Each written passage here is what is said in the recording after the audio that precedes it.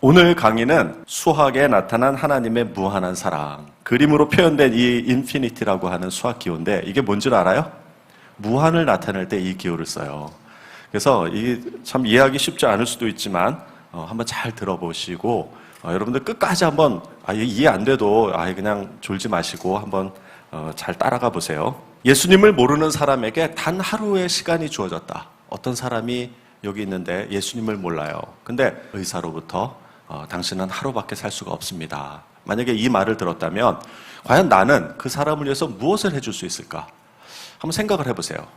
내가 사랑하는 어떤 한 사람이 내일 죽을 수밖에 없는 그런 사형 선고를 받았다면 아마 그런 경우가 있을 거예요. 언젠간 사람이 그런 경우를 당할 수가 있어요. 저는 우리 어머니가 백혈병으로 돌아가시기 전에 그 돌아가시는 날을 기억해요. 수술을 하러 들어가셨는데 가망이 없을 것 같은 느낌이 들었지만 그래도 신락 같은 그 한 희망을 가지고 수술실에 들어갔는데 얼마 후에 의사가 와서 보호자를 찾더니 하는 말이 아무래도 좀 어려울 것 같습니다 라는 말을 들었을 때 그 수술을 하기 위해서 배를 쬐는데 다시 아무것도 안 하고 덮어야 되는 그 의사의 말을 들었을 때 저는 그게 느껴져요. 정말 한 시간밖에 없는 하나의 생명, 하루밖에 없는 한 생명이 주어졌을 때 우리는 뭘 할 수 있을까? 사실 할 수 있는 게 하나도 없었어요. 자, 그런데 정말 한 하루가 시간이 주어졌다면 뭘 할까? 이런 마음으로 이 말씀을 준비를 했습니다. 그런 사람에게 할 수 있는 말을 할 수 있는 기회가 하루가 주어졌다면 이 말을 해야 되겠구나 하고 정리한 것이 바로 이 사경회입니다. 그래서 드림이 재단에서 하는 사경회는 이 전제하에서 만들어진 거예요. 단 하루, 내일 볼 수가 없는 그 사람에게 오늘 복음의 메시지, 생명의 메시지를 전해야 되는데 딱 한 하루밖에 없을 때 그것을 준비를 한 말씀이 바로 복음 사경회입니다. 그래서 이런 주제로 하려고 합니다. 제1강은 수학에 나타난 하나님의 무한한 사랑, 그리고 제2강 인간은 완벽할 수 있을까?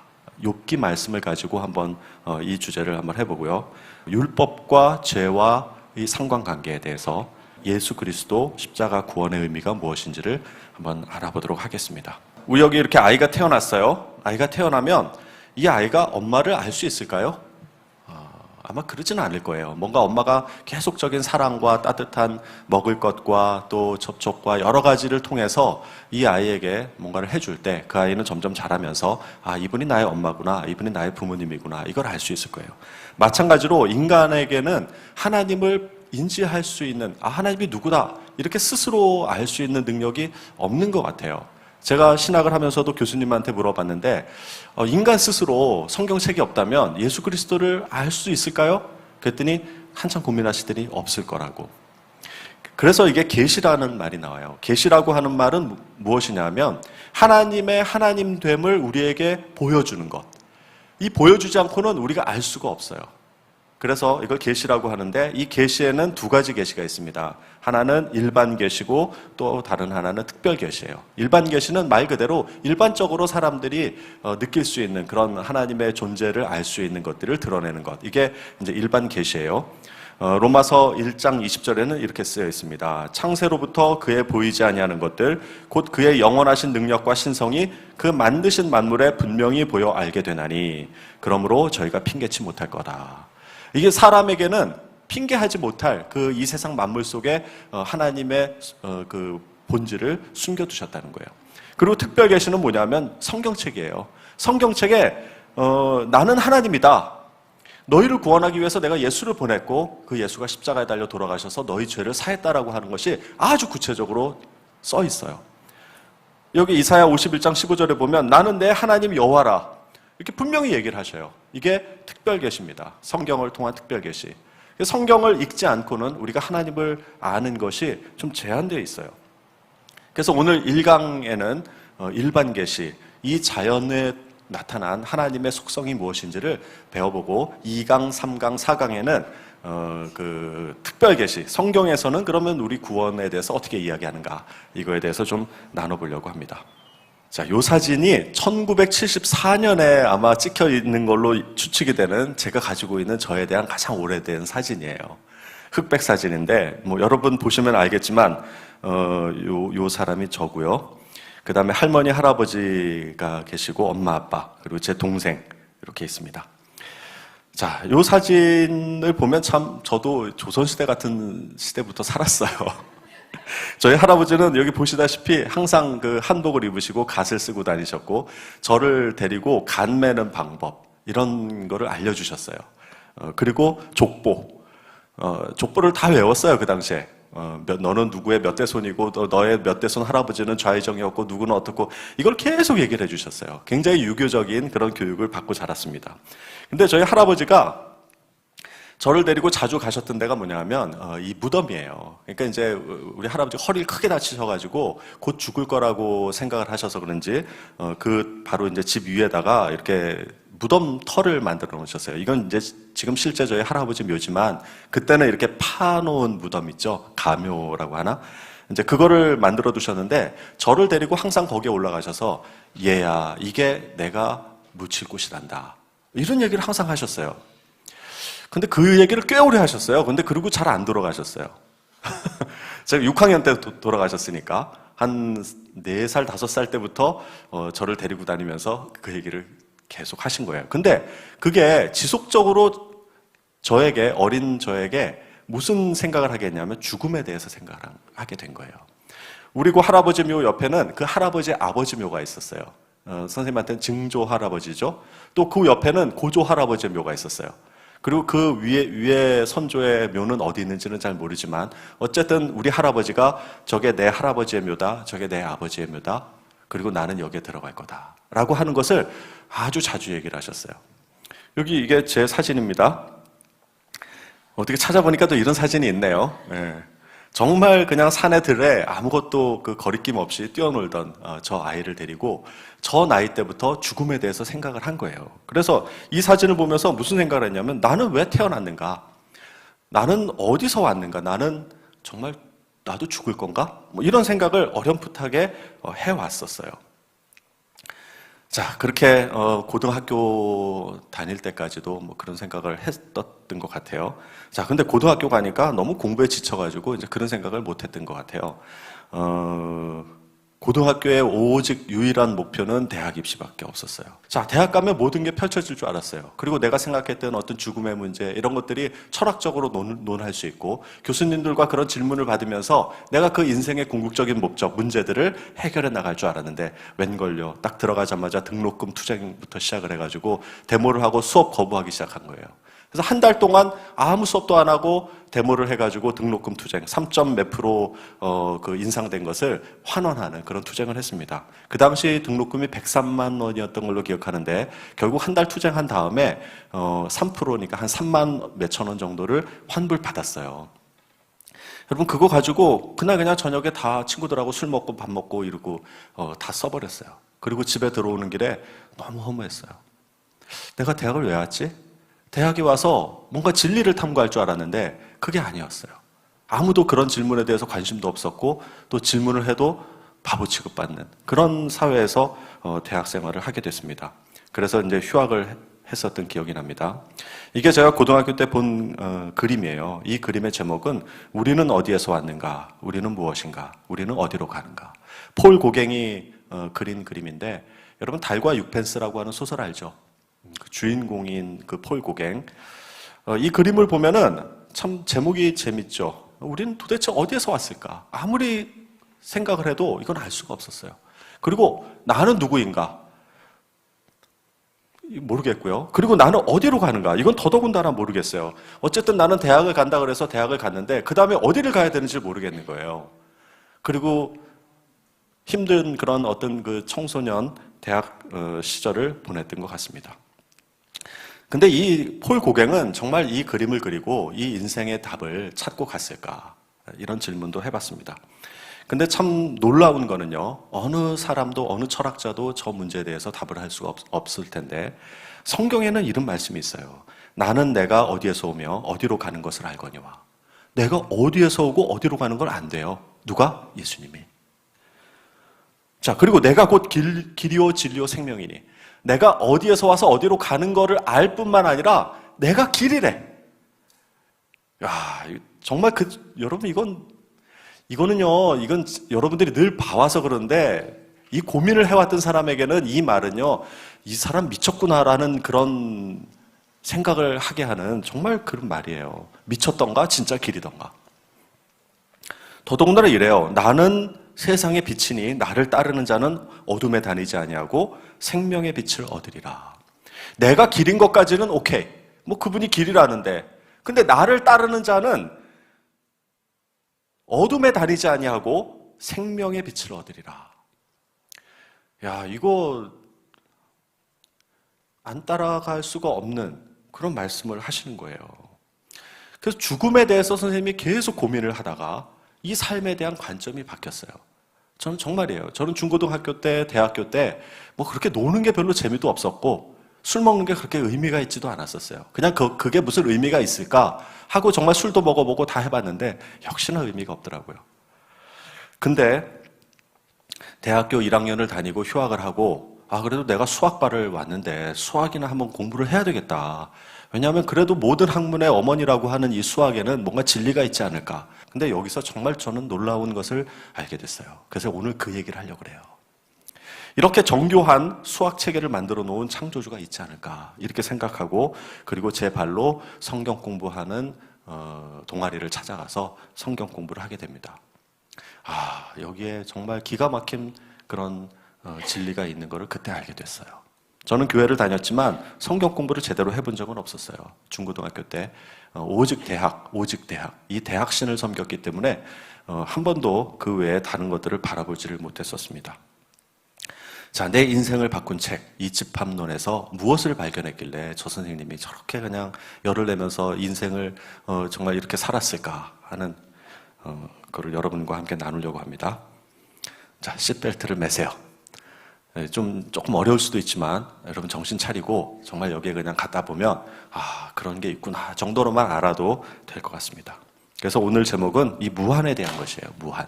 여러분 재밌는 퀴즈 하나 낼게요. 6 나누기 2 가로 열고 1 플러스 2. 이거 답을 아는 사람 자, 빨리 한번 손 들어서 아주 쉽게 맞출 수 있는 거죠. 자, 6 나누기 2는 3이죠. 1 더하기 2 가로부터 해야 되니까 3이죠. 곱하면 9죠. 여기 문제 있어요? 1이라고 한 사람 여기 문제 찾아보세요. 가로부터예요? 자, 그럼 1 플러스 1은 3. 또 곱하니까 6. 6 나누기 6은 1. 자, 9라고 생각하는 사람 여기 문제 한번 찾아보세요. 자, 이거는 이 두 가지는요, 문제가 없어요, 사실은. 여러분이 연산에 대해서 배운 거 괄호부터 한다고요? 아니, 곱하기가 있으면 곱하기부터 해도 돼요. 이 두 개의 문제 답이 이렇게 다를 수가 있다는 거 처음 느꼈죠? 그러면 뭐가 정답이에요? 내가 정하기 나름이에요. 괄호부터 하자. 곱하기와 가로가 있을 땐 괄호부터 하자라고 하면 뭐예요? 1이 되는 거고, 야, 곱하기와 가로가 있을 때 곱하기부터 하자 그러면 9가 되는 거예요. 어떻게 정의하느냐에 따라서 이건 답이 달라져요. 그러니까 틀리고 맞는 것이 아니라고. 갈릴레오 갈릴레이라는 그 유명한 수학자, 천문학자가 이런 말을 했어요. 신의 철학은 우주라고 하는 거대한 책에 쓰여져 있다. 그러나 우리가 이 책의 언어를 먼저 배우지 않으면 그의 뜻이 무엇인지 알 수 없다. 우리가 미국 사람하고 의사소통, 그 사람의 뜻을 알려면, 그 사람이 쓴 책을 알려면 영어를 먼저 배워야 되죠. 언어를 알아야만 그 문학작품에 들어가서 할 수 있어요. 이 자연을 읽는 이 자연의 문학작품, 이 자연이라고 하는 책의 언어는 뭐냐면 수학이라는 거예요. 자, all is number. 모든 것은 수다. 이게 피타고라스가 말한 건데, 이 피타고라스의 얘기도 아주 재밌는 게 많은데 일단은 여기서 넘어갑시다. 자, 수학은 이 세 가지의 문제를 다루는 학문이에요. 자, 첫째, 존재하느냐 존재하지 않느냐. 여러분 방정식의 해를 구할 때 다음 해를 찾으시오. 다음 해를 구하시오. 이건 뭐냐면 존재하는가 안 하는가를 묻는 거예요. 자, 그리고 연속인가 불연속인가. 이거는 고등학교 때 극한에 대한 개념을 배우는데 이게 아주 수학의 묘미예요. 연속이냐 불연속이냐. 이 연속이냐 불연속이냐 문제 때문에 극한이라는 개념이 나오고 미적분학이 나온 거예요. 그래서 고등수학에서는 전부 이 미적분학으로 많은 문제들을 해결하고 공대를 가면은요, 미적분학을 다 알아야 돼요. 그리고 또 하나 주제가 뭐냐면 유한인가 무한인가. 이건 철학적인 문제예요. 굉장히 심오한 문제를 여기서 다룹니다. 그래서 이 수학이라고 하는 것은 이 세 가지 영역이에요, 크게. 자, 그 중에서 우리는 오늘 유한인가 무한인가에 대해서 다루려고 합니다. 자, 이거를 다루기 전에 먼저 좀 사전에 이해를 해야 될 그런 용어들이 있어요. 그게 뭐냐면 공리론적인 수학이다라는 거예요. 자, 수학은 모든 것을 다 처음부터 증명할 수가 없어요. 그러면 뭐를 하나 만들어낼 수도 없잖아. 자, 그렇기 때문에 어떤 기본 사항을 증명 없이 참이다라고 가정을 하고 그 가정으로부터 논리적인 전개를 통해서 새로운 이론들을 만들어 나가는 게 수학이에요. 그러므로 수학의 가장 기본적인 바탕에는 증명하지 않고 이것은 옳다라고 모든 사람들이 다 공감하는 그런 공리가 존재를 하게 됩니다. 여러분, 그거에 대한 아주 가장 기본적인 것이 유클리드 기하학이에요. 여러분 중학교 때 배운 모든 수학에 대한 그 도형은 전부 다 유클리드 기하학이에요. 그거를 그냥 생각하시면 됩니다. 그래서 유클리드 기하학은 요 5가지의 공리를 재료로 해서 다 증명을 해요. 그 유클리드가 이 5가지 공리를 먼저 만들어 놓은 다음에 이거는 참이야. 모든 사람들이 거부할 수가 없는 거야. 그러니까 나는 이 5가지로부터 삼각형의 어떻게 이런 것들, 사각형 원 이런 것들을 다 증명을 하겠다라고 이 공리를 선언을 한 겁니다. 자, 1번 공리 보세요. 어떤 한 점에서 다른 한 점으로 직선을 그을 수 있다. 한 점에서 다른 한 점으로 직선 그을 수 있죠. 이거 반박할 수 있는 사람 없어요. 2번 임의의 선분의 양끝을 얼마든지 연장할 수 있다. 선분의 양끝을 연장하는 거 어렵지 않죠? 3번 어떤 한 점을 중심으로 하고 일정한 거리에 하나의 원을 그릴 수 있다. 이게 원의 정의예요. 4번째, 모든 직각은 서로 같죠? 직각이 서로 다른가요? 자, 요런 것들을 공리라고 합니다. 증명 없이 참으로 받아들이는 거. 자, 5번째 공리는 뭐냐면 직선 밖에 한 점을 지나며 이 직선과 평행인 직선은 단 하나다. 여러분, 이게 공리로서 받아들여졌는데 이게 뭐냐면 어떤 직선이 있는데 그 직선에, 자, 여기 볼게요. 어떤 직선이 있는데 이 직선에 한 점이 있어요. 이 직선의 밖에 한 점을 지나면서 이 직선과 평행한 거. 요선은 단 하나다. 한 개밖에 존재하지 않겠죠, 그죠? 예, 요것도 그래서 공리로 받아들인 거예요. 자, 이렇게 해서 요 5가지로 유클리드 기하학을 만든 겁니다. 그런데 어떤 사람이 생각한 거예요. 5번째 공리. 저게 진짜일까? 저 5번째 공리가 좀 아닌 것 같기도 해. 그래서 이 사람은 공리 5번을 부정을 해봤어요. 직선 밖에 한 점을 지나며 이 직선과 평행인 평행선은 없다. 예를 들면 아까 이런 직선이 있고 여기 한 점이 있는데 이것과 직선인 거를 그을 수가 없다는 거예요. 존재하지 않는다. 이렇게 놓고 기하학을 만들어 봤어요. 또 어떤 사람은 5-2. 자, 이 직선 밖에 한 점으로부터 이거와 평행한 거를 무수히 그릴 수 있다. 수없이 많다는 거예요. 이거는 직관적으로 맞지 않죠. 근데 그렇게 2가지를 5-1, 5-2라고 가정을 하더라도 모순이 없더라는 거예요. 모순이 생겨야 되는데. 자, 그래서 만들어진 것이 뭐냐면 비유클리드 기하학이라는 거예요. 유클리드 기하학의 5번째 공리를 부정을 하고 다른 논리를 전개 나가도 모순이 없더라는 거예요. 자, 그래서 이게 재미있는 건데요. 이 삼각형의 세 내각의 합은 180도라는 거 누구나 다 알죠. 요게 그 5가지 공리로부터 증명되어질 수 있는 거예요. 근데 요거를 구면해서 그리면 어떻게 될까? 자, 이 삼각형의 꼭지점을 서울, 뉴욕, 북극 이렇게 잡으면은 삼각형이죠. 삼각형은 삼각형인데 180도보다 커져요. 그죠? 자, 그런데 이 삼각형의 세 꼭지점을 태양, 안드로메다의 어떤 별, 그리고 북두칠성 이렇게 잡으면 이거는요 180도보다 작아져요. 왜냐하면 공간이 휘었기 때문에.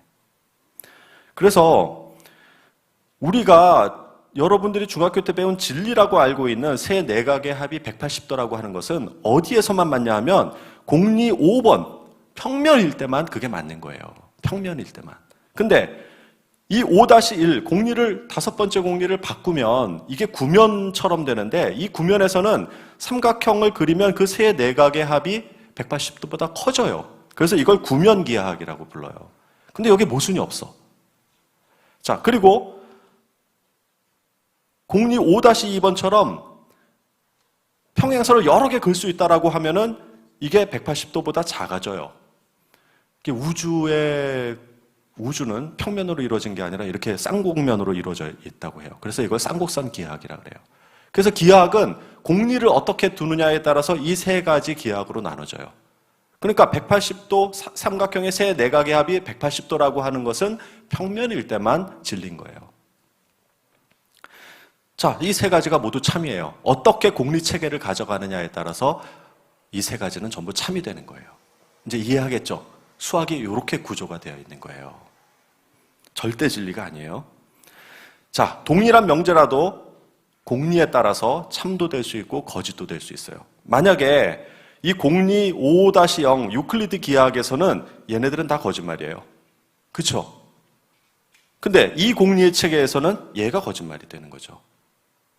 자, 드디어 이 선생님이 제일 좋아하는 수학자 게오르그 칸토어라고 하는 사람이 무한에 대해서 체계적으로 증명을 한 사람이에요. 예전에는 그 칸토르 이전에는 어떤 생각이 있었냐면 그 무한이라는 곳에 유한한 것을 더하면 그냥 무한하다. 그리고 무한한 것에 무한한 것을 더하면 그냥 무한하다. 요 정도의 개념밖에 없었어요. 뭐 무한한 것에 100을 더한들 그게 무한하고 무슨 상관이 있겠어요? 그냥 무한이죠. 또 무한한 거에 무한한 걸 더해도 그냥 무한한 거고요. 무한한 거에 무한한 걸 곱해도 그냥 무한한 거다.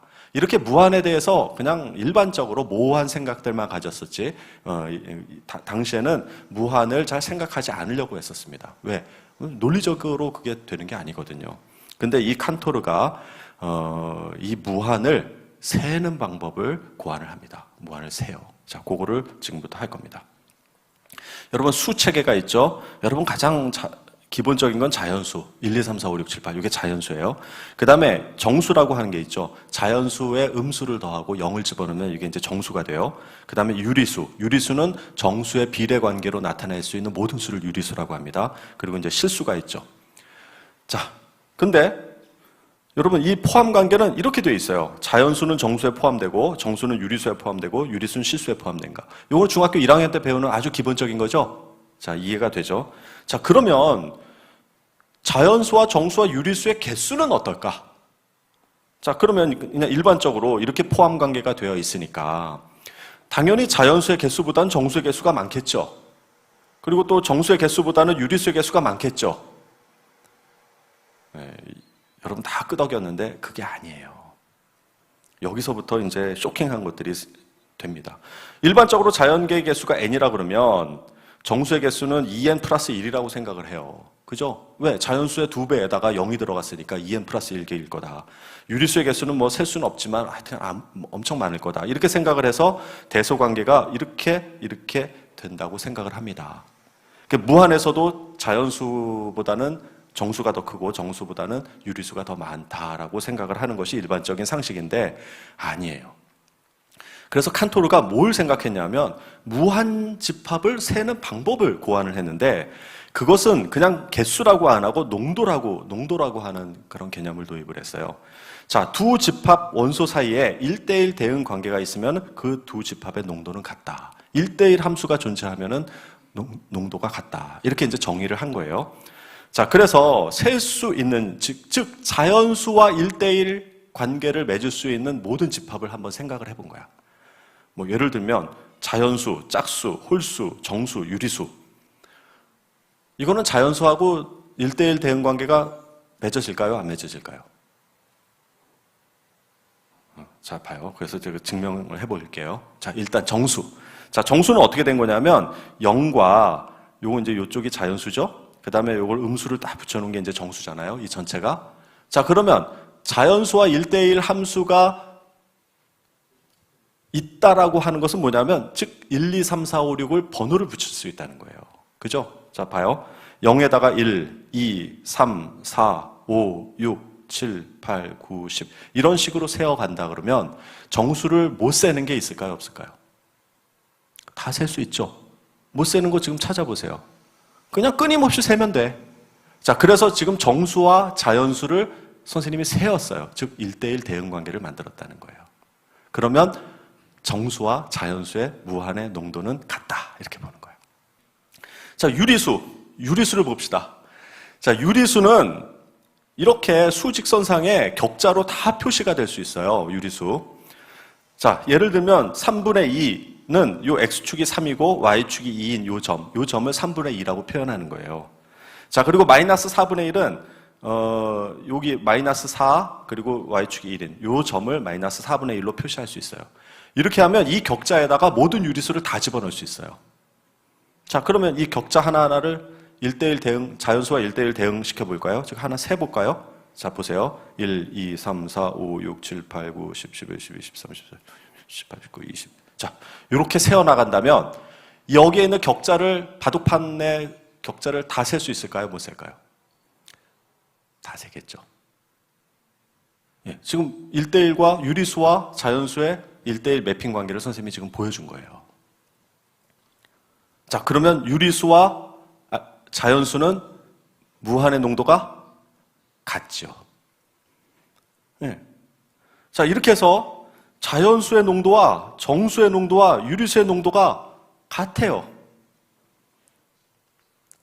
여기서부터 충격받으면 안 돼요. 아직도 할 게 많아요. 자, 요런 걸 그래서 셀 수 있는, 즉 자연수가 아까 선생님이 하나, 둘, 셋 셌듯이 셀 수 있는 집합이라고 부르고 기호로 이렇게 표현했어요. 요거는 히브리어의 알파벳 A와 같은 알레프라고 하는 건데, 그래서 알레프 제로. 요거는 자연수와 농도가 같은 무한집합이다. 이렇게 한 거예요. 여기까지 이해되죠? 자, 여기까지는 다 이해가 돼요. 자, 그럼 실수. 자, 이제 실수를 한번 해봅시다. 실수는 너무 기니까 우리가 그걸 다 다루기는 그렇고 0과 1, 여기만 한번 다뤄보자는 거예요. 0과 1. 자, 0과 1이라고 하는 그 수의 수, 즉 0부터 1까지의 모든 실수는 이렇게 표현하겠죠. 즉 0점, 소수점 몇몇 무한대로 가는 그런 걸로 표현할 수 있어요. 자, 그래서 임의의 그 0과 1 사이에 있는 실수들을 이렇게 다 나열을 하고 쫙 나열을 한 다음에 거기에 세는 거야. 아까 세듯이. 그래서 1, 2, 3, 4, 2완이라고 했지만 그냥 1, 2, 3, 4 이렇게 세는 거예요. 그래서 쭉 세 나가서 이렇게 쭉 세면은 다 셀 수 있겠지, 그죠? 문제 있어요? 그럼 자연수와 실수도 다 셀 수 있겠네? 그럼 자연수와 실수도 같은 농도라고 볼 수 있겠죠?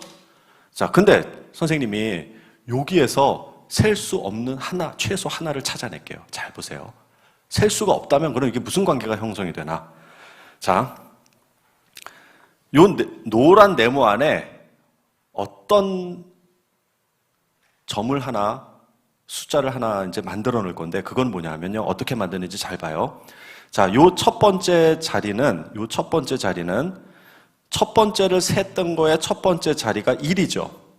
요 1보다 1을 더한 값을 쓰는 거예요. 그래서 2를 쓴 거예요. 자, 요 두 번째 자리 7은 어떻게 만든 거냐면 두 번째로 센 숫자의 두 번째 자릿수 6, 이 6을 하나를 더해서 7을 쓴 거예요. 자, 규칙 알겠죠? 자, 세 번째는 세 번째를 셌던 거에 세 번째 자리 5를 1을 더해서 6을 쓴 거고요. 이렇게 가지고 쭉 만들어 놓은 요 수를 우리는 네모 안의 수라고 한번 해봅시다. 그럼 요거를 셀 수 있을까요? 없을까요? 셀 수 있을까요? 없을까요? 셀 수 있다고 가정을 해봐요. 자, 그래서 그거를 2K라고 한번 해봅시다. K번째 수다. 라고 가정을 해봐요. 자, 그럼 K번째 쭉 보면 이 K번째 자릿수가 있을 거 아니야? 그럼 얘를 똑같이 했는데 이 K번째가 5야. 그럼 이 네모 안의 수는 뭘로 바뀌어요? 6으로 바뀌겠지. 그러니까 셀 수 있어요? 없어요? 못 세. 또 요런 수를 세려고 Z라고 하는 거에 대응을 해서 Z를 세려고 그러는데 그럼 Z번째 자릿수에 있는 게 만약에 3이다. 그럼 이 네모 안의 수는 뭘로 들어가요? 4로 들어가요. 그러니까 이 네모 안에 있는 수든 뭐든 하여튼 그걸 세려고 하는 순간 딱 뭔가를 숫자를 하나 대응시키면은 그 네모 안의 수는 어떻게 돼요? 그 셌던 숫자의 자릿수 하나가 더 커진 숫자가 딱 들어가게 되는 거야. 그러니까 이 네모 안의 수는 절대로 자연수로 셀 수가 없어요. 이 방법으로는. 자, 선생님이 자연수로 셀 수 없는 0과 1 사이의 숫자 하나를 지금 여러분에게 보여준 거예요. 자, 그러니까 지금 실수는 자연수와 1대1 대응이 돼요, 안 돼요? 안 되는 거죠. 매핑할 수 없는 최소한 한계가 여기서 지금 보여진 것처럼. 자, 결론적으로 뭐냐면 자연수, 정수, 유리수 이거는 전부 다 자연수로 셀 수가 있지만 실수는 최소 한계는 매핑할 수 없는 수가 존재를 한다는 걸 칸토르가 증명한 거예요. 이게 그 유명한 대각성 논법이에요. 선생님이 여태까지 과학을 공부하면서 정말 충격적으로 받아들여졌던 세 가지가 있는데 그 중에 하나가 이 실수의 무한이 자연수와 다르다고 한 이 증명, 요거와 두 번째, 앞으로 선생님이 또 설명할 gödel의 불완전성 정리와 그 다음에 양자역학이에요. 요 세 가지 때문에 선생님이 잠을 못 잔 적이 있어요. 그 중에 하나예요. RF 제로라고 하는 요 등급은 뭐냐면 자연수와 매핑이 되는 자연수, 정수, 유리수, 즉 셀 수 있을 만큼의 무한이다. 요것이 바로 이제 RF 제로이고요. 그 다음에 실수, 요거는 셀 수 없을 만큼 무한이야. 즉 자연수로는 도저히 셀 수가 없는 최소한 하나가 존재를 한다는 거예요. 그거를 우리는 한 등급 높여서 RF1 이렇게 표현을 한 거예요. 이건 이제 칸토르가 그렇게 명명을 한 거예요. 자, 재밌는 걸 하나 또 지금 해보려고 합니다. 여러분 어떤 분식집에 갔는데 메뉴가 세 가지예요. 자, 오뎅하고 만두하고 이게 뭐지? 김밥. 요 세 가지예요. 그럼 요 세 가지의 메뉴가 있다면 메뉴를 선택할 수 있는 경우의 수는 몇 가지가 있을까요?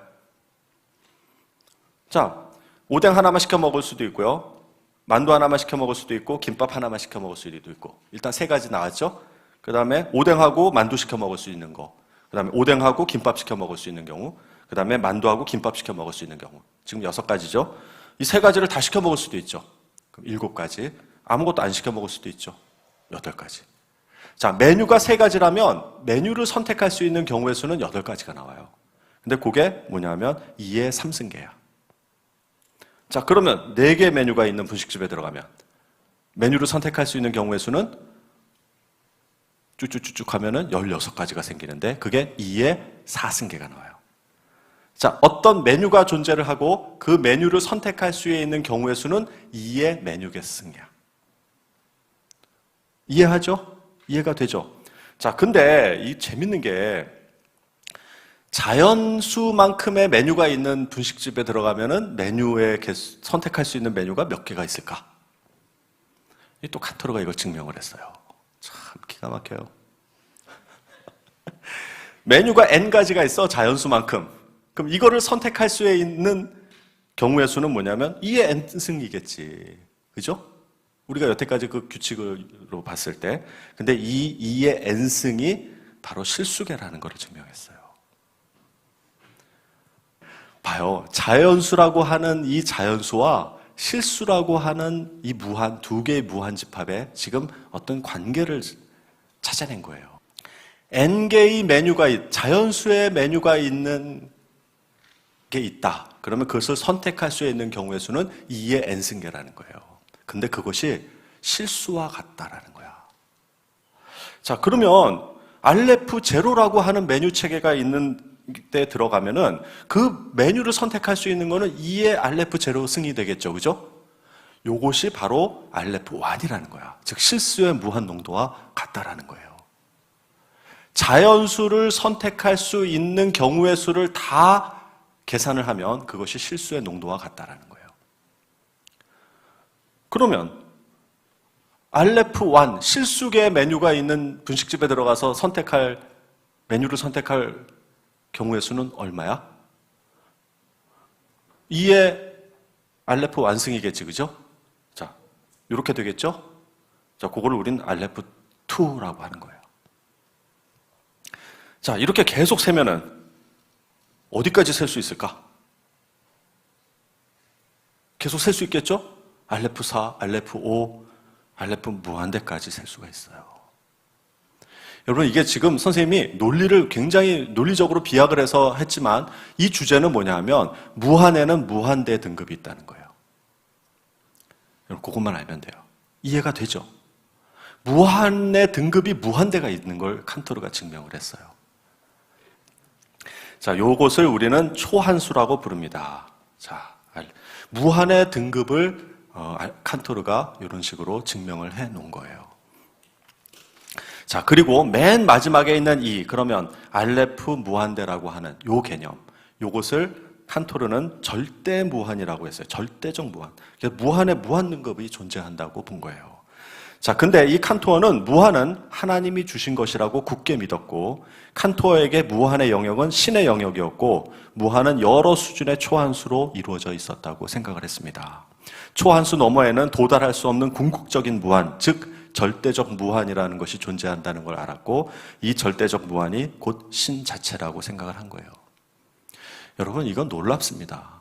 수학이라고 하는 것은 추상이에요. 보이지 않는 거예요. 논리체계만 되는 거고, 실수, 자연수 이런 것도 우리가 눈으로 볼 수가 있는 게 아니에요. 자연수 정도는 눈으로 볼 수 있죠. 이렇게 개수를 셀 수 있으니까. 근데 정수만 해도 우리는 눈으로 볼 수가 없어요. 유리수, 우리가 개념적으로만 아는 거예요. 실수라고 하는 것은 실수부터 이제 연속성이 되는데, 실수는 끊어지지가 않아요. 연속이에요. 그래서 실수 위에서 미분도 하고 적분도 할 수 있는 거예요. 근데 이 실수가 다른 것과 무한의 등급이 다르다라고 하는 걸 생각을 했고, 그리고 그것뿐만 아니라 그 실수보다도 한 단계 더 높은 무한, 그것보다 더 한 단계 높은 무한이 무한대로 존재한다는 것을 증명을 해보인 거예요. 여러분, 이거는 굉장히 놀라운 거예요. 자, 그런데 칸토르가 이런 생각을 했습니다. 자, 그러면 자연수의 무한대 그 농도와 실수의 무한의 농도와 두 가지가 있는데, 그럼 요 사이에는 그럼 농도 체계가 서로 다른 농도 체계가 있는 건 아닐까? 즉, 자연수보다는 더 많고 농도가 더 높고 실수보다는 더 낮은 그런 농도 체계가 존재를 할까? 이런 생각을 했어요. 그랬는데 가설은 뭐냐면 칸토르는 그런 건 없다. 그런 건 없다라고 가정을 했어요. 그래서 이걸 연속체 가설이라 그래요. 즉 알레프 1과 알레프 제로와 알레프 1은 연속되어 있다. 그래서 알레프 제로, 알레프 1, 알레프 2 이렇게 이제 단계별로 되어 있다라고, 즉 알레프 2분의 1 같은 건 없다. 이렇게 이제 가설을 했어요. 그리고 이것을 증명하기 위해서 엄청나게 노력을 했어요. 하루는 이걸 증명을 했는데 이게 참이라고 증명이 된 거야. 그래서 막 기뻐했다가 그 다음 날에는 이게 증명할 수 없이 거짓으로 또 나온 거예요. 그래서 막 힘들어하고 이걸 계속 반복을 했어요. 그래가지고 정신병에 갔어. 정신병원에. 이것 때문에 정신병에 걸렸다라고 하는 얘기가 있어요. 그래서 칸토르가 굉장히 정신적으로 힘든 그런 시간을 보냈고 진짜 말년에 정신병원에서 죽었습니다. 자, 근데 나중에 괴델 등 수학자가 이걸 어떻게 증명했냐면 이 명제는 같은 공리계 내에서, 즉 수학적인 도구로는 증명 불가능하다라는 것을 증명했어요. 연속체 가설. 이 연속체 가설을 증명하기 위해서는 이 공리체계를 벗어나는, 즉 이 수학체계, 지금까지 인간이 쌓아온 모든 수학체계를 벗어나는 무엇인가가 있어야만 이걸 증명할 수 있다는 거예요. 그걸 증명한 거예요. 여러분, 이게 놀랍습니다. 자, 이 얘기를 이제 지금부터 하려고 그래요. 이게 성경과 얼마나 의미가 있는지를, 그거를 하려고 선생님이 이거를 도입을 하는 거예요. 자, 참과 거짓의 문제를 한번 좀 해봅시다. 여러분, 그 유명한 페르마의 마지막 정리가 있어요. 자, 페르마의 마지막 정리는 뭐냐면 n이 2보다 큰 정수일 때 x의 n승, y의 n승은 z의 n승, 두 개의 합은 z의 n승으로 표현할 수 있는 정수는 존재하지 않는다라는 거예요. 요게 2일 때는 어떤 것이 있냐면 뭐냐면 3의 제곱 플러스 4의 제곱은 5의 제곱이다. 요 피타고라스 정리에서 증명된 요런 형태는 존재를 하는데 요게 제곱이 아닌 3승, 즉 n이 2보다 큰 정수 3승일 경우에는 요것을 만족하는 정수가 존재하지 않는다. 요게 페르마 정리잖아요. 되게 유명한 정리예요. 근데 요거를 페르마가 이렇게 써놨어요. 나는 경위적인 방법으로 이 정리를 증명했다. 그러나 책의 여백이 너무 좁아서 옮겨 적지 않는다. 이러고 그냥 끝내버렸어요. 자, 이게 증명 방법이 이제 그 이후로 358년 동안 이거를 증명하지 못하고 있다가 앤드루 와일즈라고 하는 사람이 얼마 전에 1995년, 여러분들이 몇 년도에 태어났죠? 여러분 태어나기 10년 전에 이것이 증명된 거예요. 그러니까 굉장히 이게 난제였던 것 중에 하나죠. 자, 그럼 선생님이 하나 질문해 볼게요. 이것을 앤드루 와일즈가 증명하기 전에 1994년까지 이거는 참일까요? 거짓일까요? 여기 보면은 페르마가 나는 경위적인 방법으로 이 정리를 증명했다라고만 되어 있지 실제로 증명 방법은 제시를 안 했단 말이에요. 그러면 95년 전에 1994년까지는 이거는 참일까 거짓일까? 참이에요? 어떻게 알아요? 증명이 안 됐는데. 참인지 거짓인지 얘기하기 어렵죠? 네. 자, 그럼 또 이런 게 있어요. 골드바흐의 추측이라고 하는데, 2보다 큰 모든 짝수는 두 소수의 합으로 나타낼 수 있다. 즉 4는 2가 소수죠. 2 더하기 2로 나타낼 수 있고 8은 3 더하기 5로 나타낼 수 있고 14 같은 경우는 3 더하기 11, 이게 3과 11은 소수잖아요. 7 더하기 7로도 나타낼 수 있고 모든 짝수는 이렇게 소수의 합으로 나타낼 수 있다. 이게 이제 골드바흐가 그냥 추측을 한 거야. 증명을 못했어요. 모든 짝수는 지금까지 해보니까 다 그렇더라. 이렇게 추측을 했는데 이게 컴퓨터가 개발이 돼가지고요. 4 곱하기 10의 18승까지는 이 골드바흐 추측이 맞는 거를 컴퓨터가 다 계산을 해봤어. 이게 엄청나게 큰 수거든요. 10의 18승이라고 하는 거는요. 엄청나게 큰 수예요. 근데 자, 이렇게까지 슈퍼컴퓨터를 이용해가지고 했는데 자, 그렇다면 이 추측은 참일까요? 10의 한 100승쯤 돼서 아닌 게 나오면 어떡해? 모르죠. 그죠? 지금까지는 그냥 참이랄 거라고 추측만 하지 이게 참인지 거짓인지를 누구도 확언할 수가 없어요. 왜? 아닌 것을 증명하던가 참인 것을 누군가 증명을 해야 되거든. 아니면 아닌 수를 하나 찾아내면 돼요. 아주 쉬워요. 아닌 거 증명하는 거는. 10에 138승쯤에 가서 어떤 짝수가 아니더라. 요거 하나만 찾아내면 아마 노벨상 받을 거예요. 한번 여러분 도전해 보시기 바래요. 자, 근데 이거를 지금까지는 그걸 못 찾아냈어. 근데 이걸 참이야 거짓이야 그럼 이게? 몰라요. 누구도 참인지 거짓인지를 단언할 수 없어요. 자, 그래서 이 참과 거짓의 문제는 참이라서 증명할 수 있는 것이 있어요. 페르마 정리 증명이 되니까 이게 참이었는데 증명이 됐죠. 자, 또 참인지 거짓인지 알 수 없는 것이 있어요. 골드바흐 추측처럼. 우리가 해볼 수 있는 거 다 해봤는데 어쨌든 여기서까지는 참인데 안 해본 것도 있어. 그래서 그거를 참이라고 꼭 하기가 할 수가 없죠. 자, 그래서 사람들이 생각한 거는 뭐냐면 모든 참인 것은 증명되어야 한다고 생각을 하는 거예요. 그렇죠? 참이라고 할 수 있다라고 하는 것은 그게 참인 것으로 증명이 되어야만 참이라고 할 수 있다라고 사람들은 생각을 하고 있는 거예요. 너무나도 당연한 이야기죠? 자, 근데 이 러셀과 화이트헤드라고 하는 아주 유명한 러셀은요, 너무 유명해요. 문학가이기도 하고 비평가이기도 하고 수학자이면서 하여간 안 해본 게 없어요. 굉장히 많은 여러 분야에서 두드러진 그런 철학자이고 수학자인데 이 러셀과 화이트헤드, 진짜 화이트헤드죠? 화이트헤드라고 하는 유명한 수학자가 있어요. 서로 사제지간인데 이 두 사람이 수학의 원리라고 하는 아주 유명한 수학책을 저술을 합니다. 여기에 바로 이 참과 거짓에 대한 어떤 그 기초부터 수학을 쌓아놓는 그런 이론들을 전개를 하는데 갑자기 혜성처럼 나타난 쿠르트 괴델이라고 하는 사람, 괴델 굉장히 유명한 수학자예요. 이 괴델이 여기에 시비를 걸고 나왔습니다. 자, 그래서 이 괴델과 러셀의 대화를 선생님이 이렇게 그냥 카톡하는 것처럼 구성을 해봤어요. 자, 이게 러셀 교수님한테 이제 하는 겁니다. 교수님이 쓴 수학의 원리 책 전체에서 매우 논리적이지 못한 것을 발견했습니다. 이거 내가 러셀인데 여러분이 괴델 정도의 나이야. 그러니까 한 30년 정도 차이가 나는데 정말 대교수님 러셀 앞에서 교수님이 쓴 책이 하나도 논리적이지 않아요. 이렇게 이제 대든 거예요. 자, 봐봐요. 교수님의 글은 모든 참인 명제가 참임을 증명하고 모든 거짓인 논리 명제가 거짓임을 증명하다라는 것이 가능하다라는 전제입니다. 참인 것은 모두 참이다라는 걸 증명할 수 있고 거짓인 것을 모두 거짓이라고 증명할 수 있다고 생각하는 것 같습니다.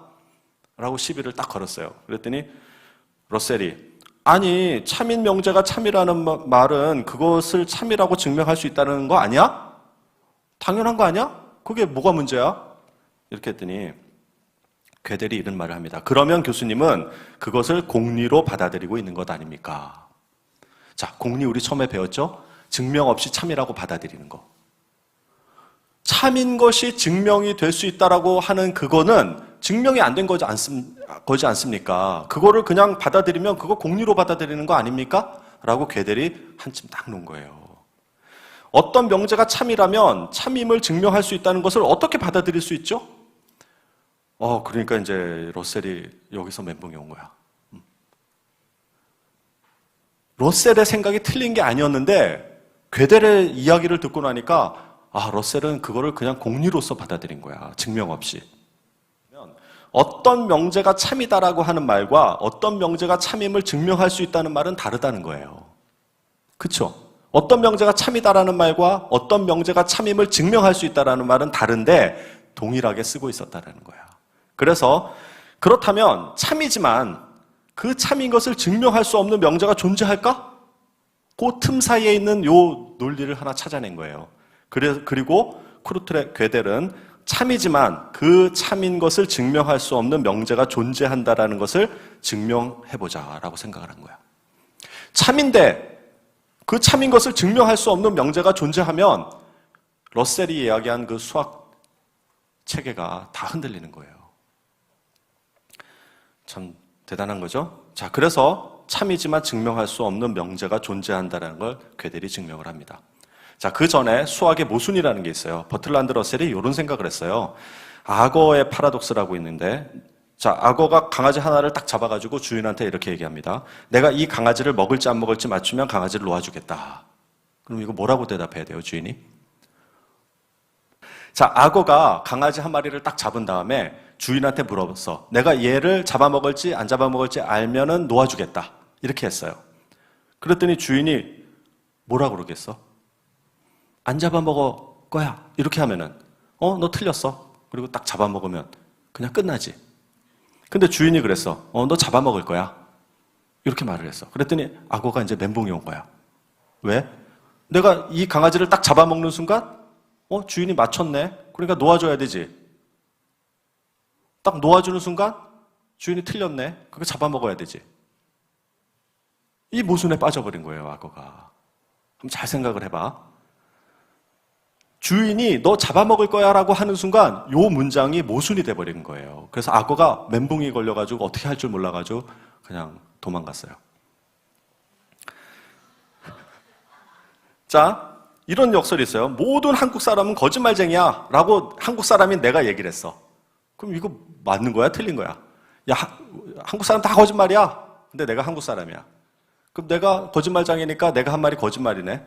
그럼 한국 사람은 거짓말장이들이 아니네. 근데 거짓말장이가 아닌 순간 또 내가 한 말이 진실이 되니까 모든 한국 사람들은 거짓말장이네. 이게 이런 모순에 빠져요.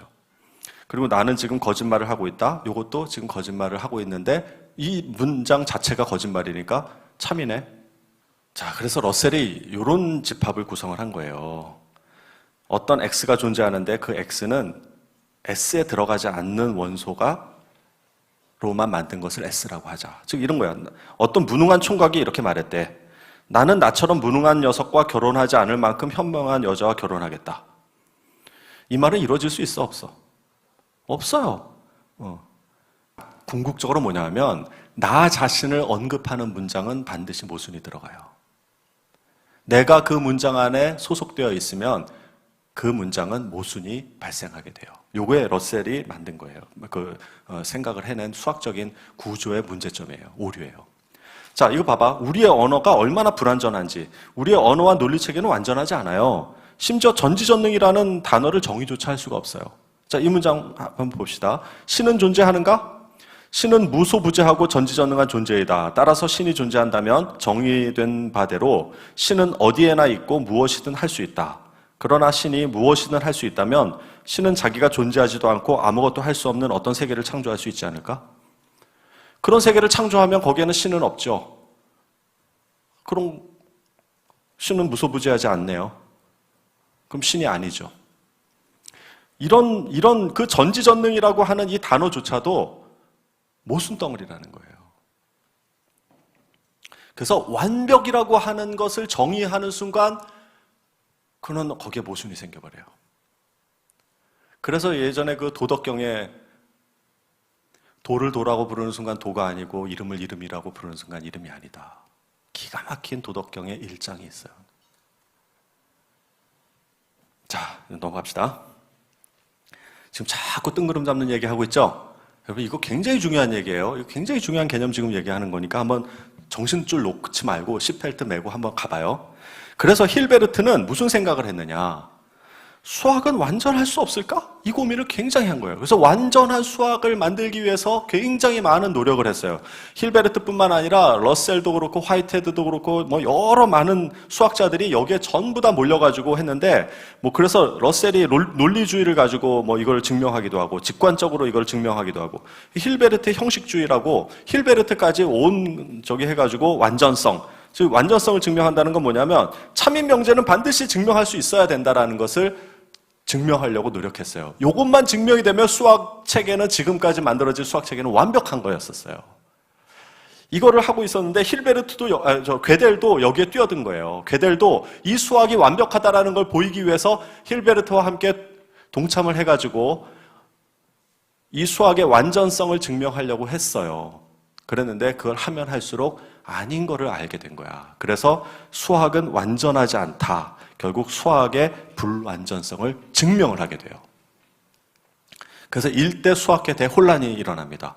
수학이 완전하지 않대. 그걸 괴델이 증명을 했어요. 추측이 아니고. 그게 몇 살 때냐면 24살 때야. 쿠르트 괴델이. 이게 수학계에 던진 파문은요. 엄청났어요. 그리고 선생님이 대학교 때 이거를 공부하고 이걸 듣고서 충격을 받아가지고 도대체 이 불완전성 정리가 뭐야? 하고 그때부터 공부를 하면서 이 기가 막힌 여기에 의미가 있구나라고 깨달은 거예요. 여러분 보세요. 이 괴델의 불완전성 정리는 수론 전체를 포함하는 포괄적인 공리계가 문모순이라면 그냥 이해하지 말고 그냥 들으세요. 이 수학 하여간 인간이 만든 수학에서 그 안에는 참이지만 증명할 수 없는 명제가 존재한다라는 것을 증명을 했어요. 대단하지 않아요? 이 수학 체계 안에 참이지만 증명할 수 없는 명제가 존재한다를 증명을 했어요. 그러니까 그동안에 러셀이 해왔던 힐베르트가 해왔던 모든 가정들을 순식간에 다 무너뜨리고 그 공리계를 다 깨부신 거예요. 그럼 어떻게 돼? 수학 기초가 완전히 산산 부서진 거지. 그래가지고 수학자들이 멘붕이 일어나고 러셀과 화이트헤드가 이거를 고민하려고 해서 엄청나게 많은 그런 것들을 고민하고 1 더하기 1은 2다라는 것을 증명하기 위해서 수없이 노력을 하고 그랬었어요.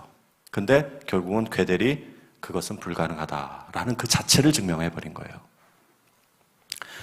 여러분 이 불완전성 정리를 선생님이 증명하면 여러분 이제 다 잘 것 같아서 그는 건너뛰겠지만 이 불완전성 정리가 가지고 있는 의미가 있어요. 그게 뭐냐면 증명 불가능성을 보인 것들은 세상에 모순이 없는 공리계가 없다라고 이해하면 안 돼요.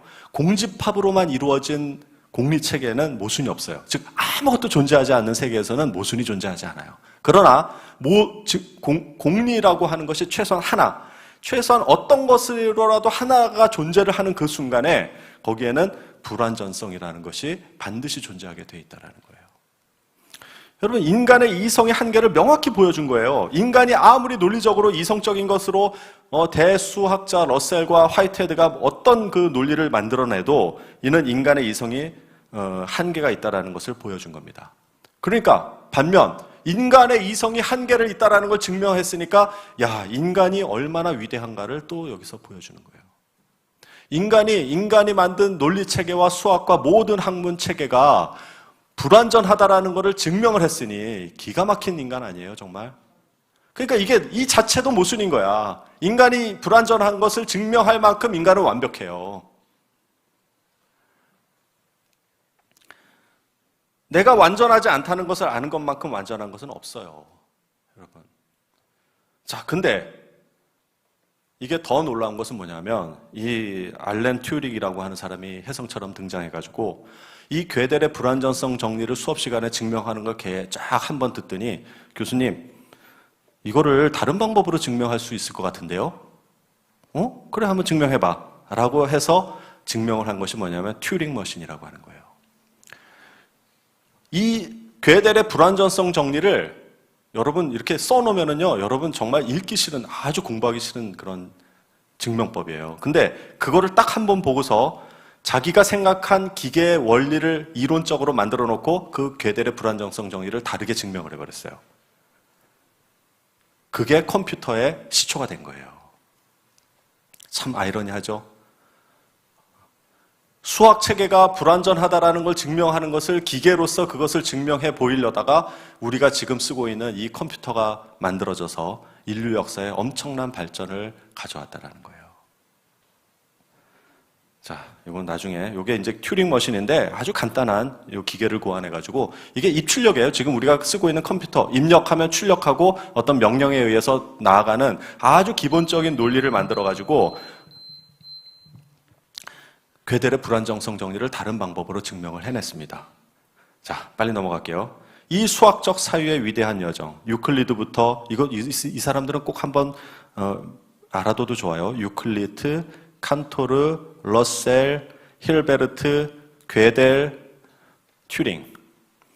요 사람들의 어떤 수학적인 사유 때문에 지금 우리의 과학이 발달된 겁니다. 자, 근데 이 많은 수학자들 중에서 게오르그 칸토르라고 하는 사람과 쿠르트 괴델에 대해서 한번 좀 알아보려고 그래요. 이제 얼마 안 남았어요. 이 두 사람은 수학에서 신을 바라본 사람이에요. 천재 수학자, 선생님이 가장 좋아하는 두 수학자입니다. 자, 칸토르는 무한을 다음과 같이 세 가지로 존재했습니다. 물리적인 무한이 있다. 이게 양자 세계로 들어가면 무한이라는 거예요. 자, 그 다음에 수학적인 무한이 있습니다. 아까 우리가 보여드렸죠? 그 다음에 절대적인 무한이 있어요. 무한의 무한 등급, 이게 절대 무한인데, 그래서 이 칸토르는 그 무한의 절대 무한을 절대적 무한이라고 했고, 이걸 곧 신이라고 생각을 했습니다. 그래서 칸토르는 신에 대해서 굉장히 많은 고민들을 해왔어요. 그리고 이런 고백을 했습니다. 레플러라고 하는 후배에게 칸토르가 이제 편지를 써서 보냈는데, 나는 단지 고차원적 힘의 도구이네. 자, 자기를 고차원적 힘이라고 하는 것은 이제 신이죠, 신. 나는 단지 신의 도구이네. 이렇게 고백을 한 거예요. 그 힘은 내가 죽은 후에도 유클리드와 아르키메데스에게 계시한 것과 같이 미래에도 그 과정을 계속 추진할 것이네. 자, 칸토르는 심한 우울증과 정신질환을 앓았습니다. 거의 평생을 정신질환을 가진 사람이에요. 무한집합의 등급을 발표한 후 당대 대부분의 수학자들은 칸토르와 적대적인 관계를 가졌어요. 왜냐하면 그 당시에는 무한을 다룬다는 게 획기적인 사건이었어요. 이렇게 증명을 해가지고 논문을 발표하니까 다른 수학자들이 다 칸토르를 공격을 했어요. 그래가지고 칸토르는 정말 친구가 별로 없었어요. 자, 그리고 이 연속체 가설을 증명을 하다가 정말 정신 나가서 정신병이 더 심해졌고 정신병원에서 생을 마감하게 됩니다. 참 이 무한에서 신을 바라본 칸토르가 참 이렇게 비참한 삶을 살았어요. 또 한 사람, 괴델은요 정말 천재였어요. 빈 대학의 물리학과에 입학하고 완전성도 증명을 했죠. 그 다음에 이제 24살 때 불완전성 정리를 증명하고요. 그 다음에 칸토르의 연속체 가설이 반증될 수 없음을 증명을 해요. 칸토르가 죽은 다음에. 그리고 이제 미국으로 건너가서 프린스턴 대학교의 고등수학 연구소에서 아인슈타인과 교류를 하게 됩니다. 아인슈타인과 좀 나이 차이는 있지만 굉장히 친분을 가졌어요. 아인슈타인과 함께 뭘 했냐면 팽창하지 않으면서 회전하는 우주가 수학적으로 가능함을 증명을 했어요. 이런 우주에서는 시간 여행이 가능하다는 걸 증명한 거예요. 시간 여행이라는 건 뭐예요? 미래로 가고 과거로 올 수 있는. 자, 그리고 타임즈가 선정한 20세기의 가장 위대한 인물 중에 한 명이 쿠르트 괴델입니다. 자, 근데 쿠르트 괴델이 어떤 한 박사 과정, 사회학을 하는 한 박사 과정이 그 당시에 이제 질의응답을 하느라고 당신의 종교는 무엇입니까? 라는 질문을 써서 편지를 보냈어요. 근데 쿠르트 괴델이 한 17문제를 다 답변을 해가지고 준비를 해놨는데 그걸 발송하지 않았는데 그게 나중에 발견됐어요. 거기에 뭐라고 답변되어 있냐면 개신교 루터교의 신자로서 세례를 받았습니다. 자기는 세례받은 사람이라는 거예요. 나의 신앙은 범신론적 신앙이 아니라 유일신론적 신앙입니다. 이 범신론이라고 하는 것은 뭐냐면 스피노자가 주장한 건데 모든 만물에는 다 신이 있다라고 하는 거예요. 나는 그런 신을 믿는 게 아니라 유일신적인 신앙을 가지고 있다라고 고백을 한 그런 신앙 고백을 했습니다. 그리고 나서 괴델의 신존재 증명을 해요. 여러분 이거 안 할게요. 그러니까 수학적으로 괴델은 공리와 정의를 이용해서 신이 반드시 존재할 수밖에 없음을 증명을 해요. 참 놀랍죠. 이거를 한글로 쓰면 이렇게 되는데 관심 있는 사람은 나중에 오고요. 자, 그래서 결론은 뭐냐면 결론적으로 필연적으로 신은 존재한다라는 것을 역시 증명하게 됩니다. 여러분, 이거 참 놀랍지 않아요? 수학적인 그 불완전한 수학으로 완전한 신을 증명한다는 게, 참 이게 뭐가 뭔지를 모르겠는 거예요. 아인슈타인과 괴델의 친분 관계를 나타내는 사진이에요. 아인슈타인이 뭐라 그러냐면, 나는 괴델과 함께 퇴근하기 위해서 출근한다, 이런 얘기를 했대요. 참 누가 나랑 같이 퇴근하기 위해서 출근한다라고 하면은 그 정말 기분 좋을 텐데, 그 아인슈타인, 세계 최고의 물리학자였던 그 아인슈타인이 괴델을 그만큼 좋아했다는 거예요. 그래서 둘의 우정이 굉장히 깊었던 것을 알 수가 있습니다. 자, 그런데 이 불완전성 정리를 증명한 괴델은 굉장히 불완전한 삶을 살았어요. 참 아이러니해요. 8세 때 엄청 심한 류마티스를 앓았고요. 대학 강사로 들어갔는데 이게 해고될까봐 업적을 내기 위해서 엄청난 압박과 강박증에 시달려가지고 불완전성 정리를 증명을 했어요. 참 이상하죠? 내가 해고될까봐 그 압박, 강박으로 불완전성 정리를 증명을 한 거예요. 평생 정신적으로 심한 불안증, 강박증, 그리고 피해망상증을 앓았습니다. 아인슈타인이 죽은 다음에 그 이후에는 아내가 주는 밥 외에는 어떤 것도 먹지 않았다고 해요. 누군가 자기를 독살할 거라고 생각하고, 아인슈타인은 누군가 음모를 가지고 죽였다라고 생각을 한 거예요. 그 피해망상 때문에 어떤 것도 먹지 않았어요. 아내가 주는. 근데 아내가 병으로 입원을 하는 바람에 괴델은 그 이후부터 모든 음식을 다 중단을 했습니다. 말년에 생명에 지장이 없는 요로 질환으로 병원에 입원했는데, 병원 직원들이 자기를 독살할까봐 어떤 음식도 받아 먹지 않았다고 합니다. 그래서 아사를 했어요. 당시 168cm의 키, 몸무게가 29kg였다고 합니다. 참 너무나도 모순적이지 않아요? 나를 죽일까봐, 독을 탄 음식을 줄까봐 그거 안 먹고 굶어 죽은 거예요. 선생님이 왜 이거를 소개를 하느냐? 여러분, 인간의 모습이라는 거예요, 이게. 인간이 얼마나 어리석은가.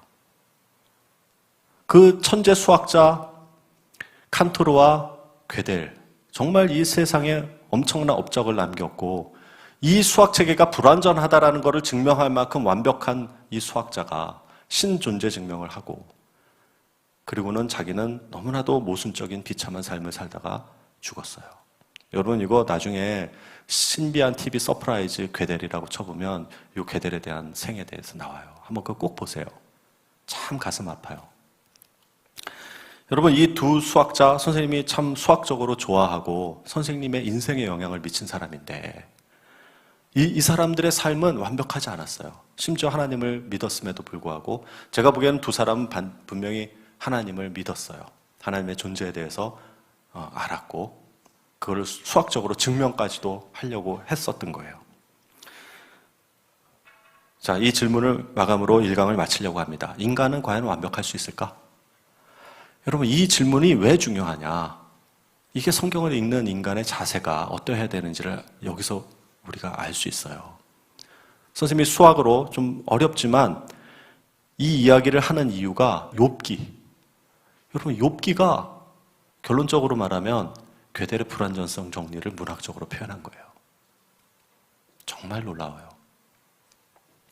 그리고 이 수학의 모순을 해결하기 위해서는 이 수학 체계 밖에 있는 하나의 공리로부터 뭔가를 빌어와야만 이거를 증명할 수 있다라고 하는 것이 불완전성 정리인데, 이 인간의 체계가 똑같아요. 인간은 모순적이기 때문에 인간 자체적으로 구원할 수가 없어요. 반드시 인간 외부의 어떤 한 존재가 인간 세계로 와서 그것을 해야만 완벽하게 그 인간 세계를 구성해 나갈 수가 있다는 게 이 괴델의 불완전성 정리예요. 이게 성경의 어떤 원리와 어떻게 같은지, 불과 150년 전, 200년 전에 만들어낸 이 수학 체계가 우리의 신앙에 어떤 영향을 주는지 한번 여러분들 꼭 더 깊이 있게 공부를 해봤으면 좋겠습니다. 기도하겠습니다. 하나님, 감사합니다. 참 어찌 인간이 감히 신을 논할 수가 있겠습니까? 그 자체가 이미 모순이고 인간이 가지고 있는 한계를 드러내는 것인데, 우리가 어찌 무한을 보며 그 무한 안에서 신을 찾아내고 인간이 만든 수학 체계가 완벽하다고 할 수가 있겠습니까? 그 안에 불완전한 것을 증명까지 한 인간, 그러나 그 인간의 삶은 참으로 비참할 수밖에 없었던 것을 배우게 됩니다. 우리가 이 세상에 던져진 것이 아니라 예수님께서 말씀하셨듯이 길이요 진리요 생명 되신 그 예수님을 따라갈 때만이 참된 진리가 우리의 영생을 얻을 수 있는 것을 알게 하시니 감사합니다. 성경에서 말하고 있는 하나님에 대해서 우리가 더 자세히 배우기를 기도합니다. 예수님 이름으로 기도했습니다. 아멘.